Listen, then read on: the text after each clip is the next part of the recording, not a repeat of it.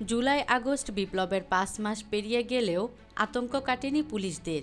হতাশাও কাজ করছে পুরো পুলিশ বাহিনীর সদস্যদের মাঝে।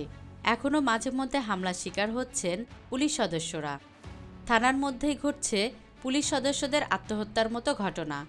আবার গ্রেফতার পুলিশ কর্মকর্তার খোদ থানা থেকেই পালানোর ঘটনায় নানা আলোচনার জন্ম দিচ্ছে। প্রশ্ন উঠছে পুলিশের নিরাপত্তার প্রস্তুতি নিয়েও।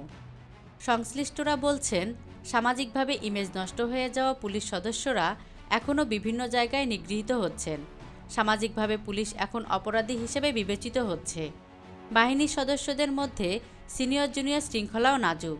কে ছাত্রলীগ, কে কার দালাল, কে কার ক্যাশিয়ার, এভাবেও চিহ্নিত করা হচ্ছে অনেককে। সেই সঙ্গে আগের মতো ঘুষ বাণিজ্য না থাকায় জীবনযাপনও করতে পারছেন না আগের স্টাইলে। অবৈধভাবে যারা সম্পদের মালিক হয়েছেন, অনেকের সেসব সম্পদও চলে যাচ্ছে ভোগ দখলের বাইরে। ব্যক্তিগত, সামাজিক, রাজনৈতিক ও পেশাগত নানা টানপোড়েনের মধ্যে সময় কাটছে পুলিশের। তবে এত প্রতিকূল অবস্থায়ও ট্রমা কাটিয়ে জনগণের বন্ধু হওয়ার চেষ্টা করছে আইনশৃঙ্খলা রক্ষাকারী বাহিনীটি।